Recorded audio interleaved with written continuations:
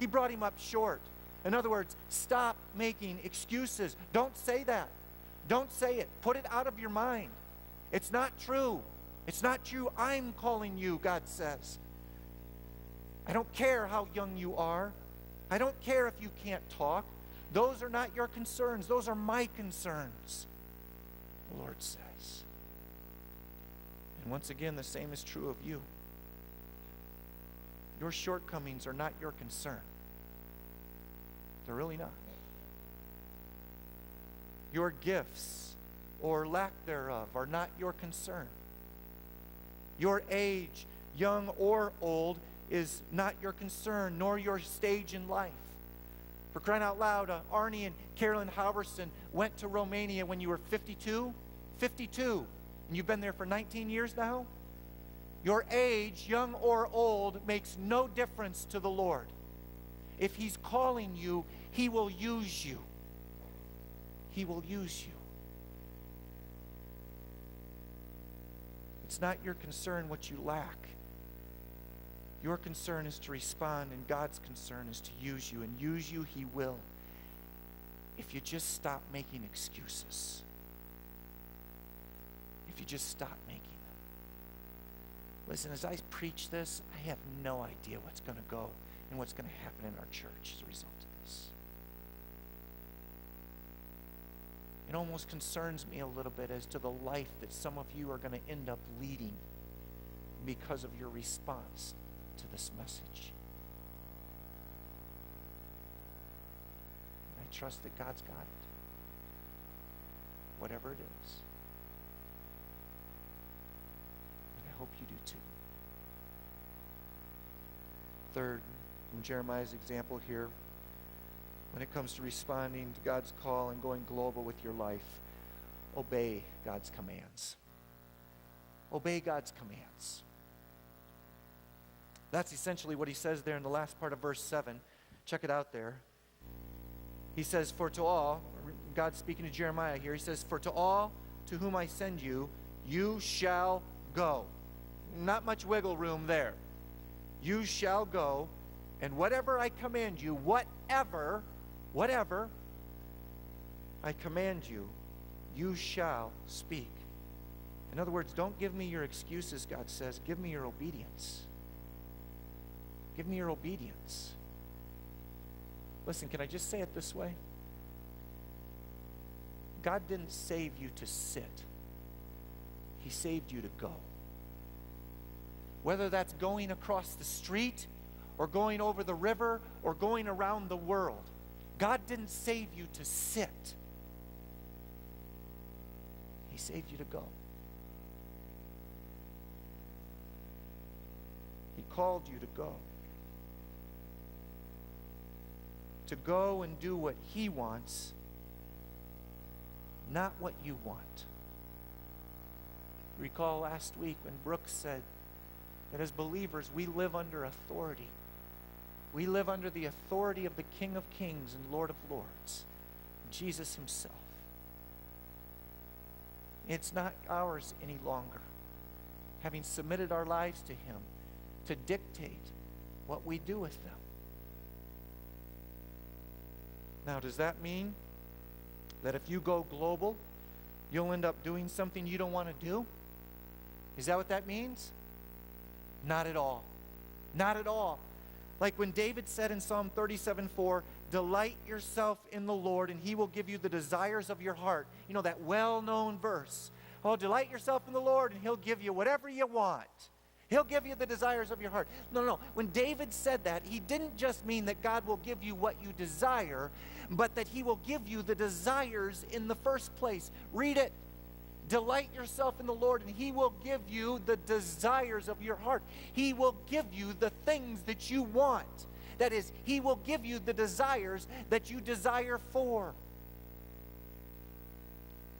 So that as you delight in Him, such a key, as you delight in Him, in responding to His global call on your life, His desires will become your desires, and you will end up doing the very thing you want to do.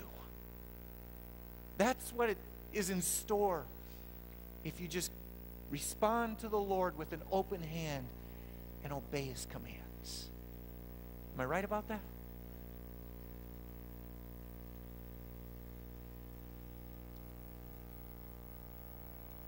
Fourth is to trust God's protection.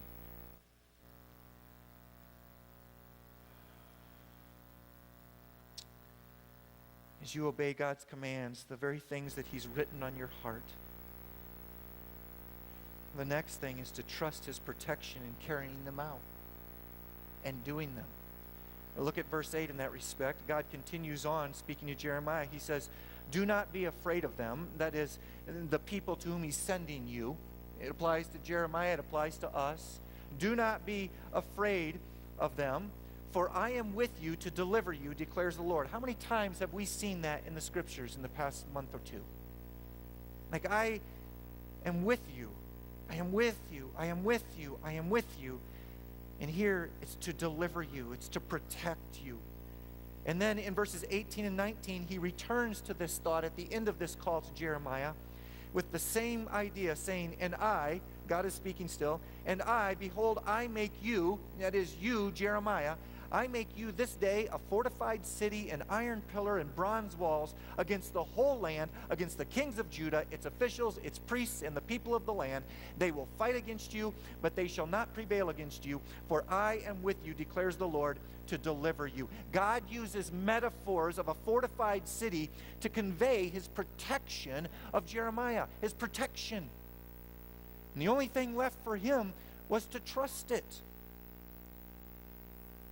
And yet again, the same is true of you and me.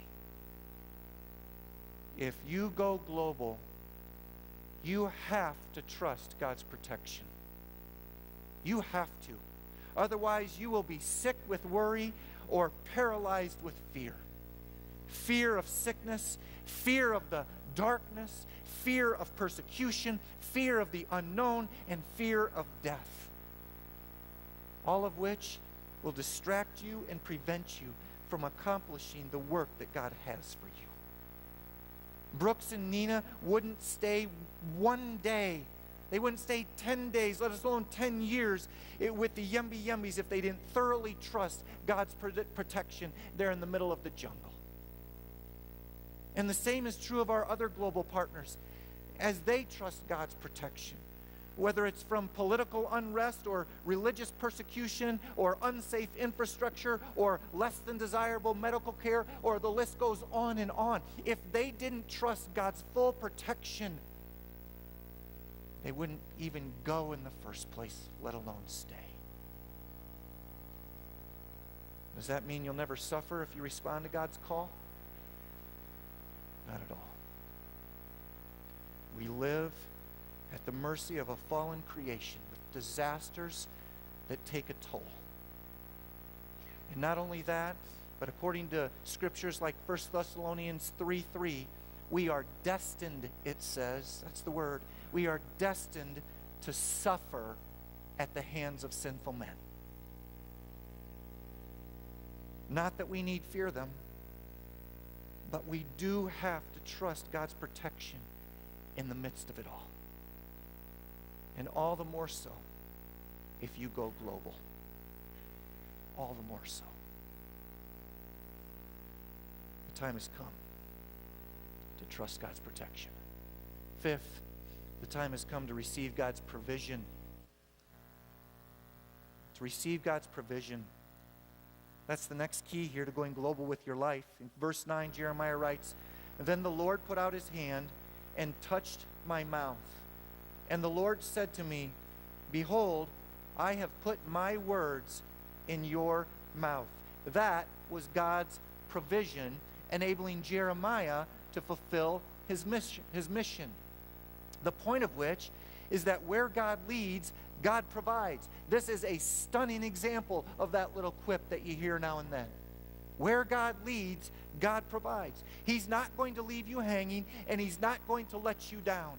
He's going to touch your life, and probably already has. He's going to touch your life to give you everything you'll ever need to do everything you need to do. Everything. No less and no more.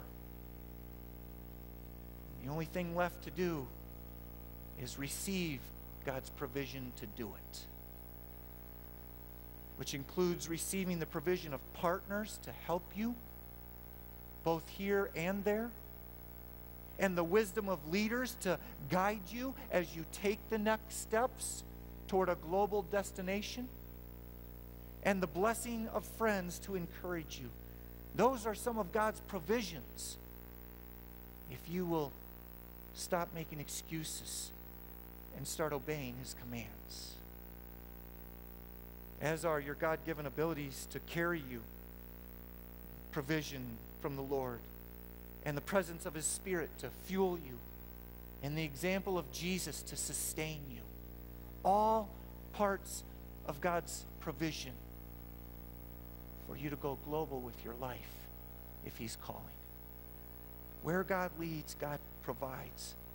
So can I encourage you to, instead of worrying about what you can't do in going global, will you start receiving God's provision for what you can do? Will you start receiving it as in using it right here and now? So that right here and now you can begin to hone your skills that he will use there and then. Receive God's provision. Sixth is embrace your mission. Embrace your mission. If you haven't picked up on it yet, certainly these things could and should be applied to whatever your calling in life is. Wherever you need to go, whatever you need to do, and to whomever you need to interact with. All of this applies.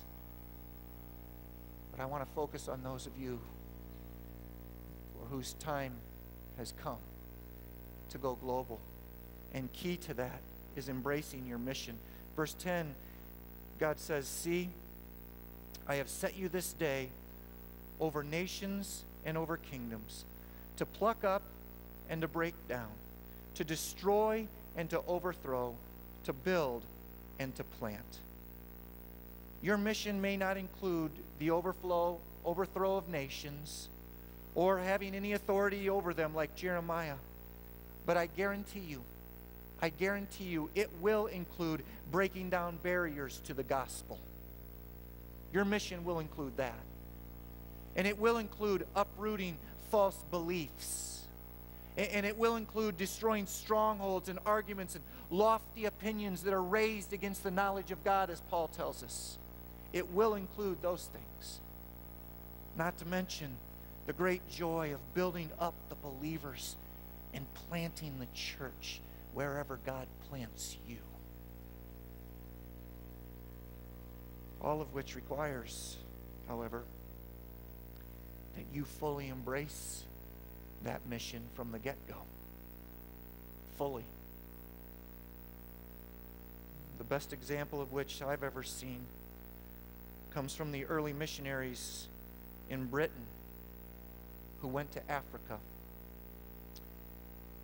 and so embraced their mission that they shipped their belongings in coffins because they knew that their premature death was certain as a result of the place to which they were going.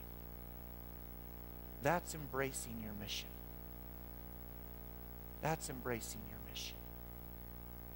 And that's what it takes when your time has come and God has his hand on your life and he's saying, go global.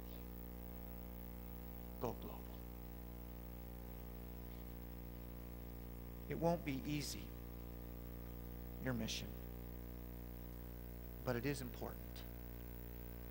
And the key to fulfilling it is fully embracing it, which I might add is next to impossible if you don't believe God's promises. That's the next key. Believe God's promises.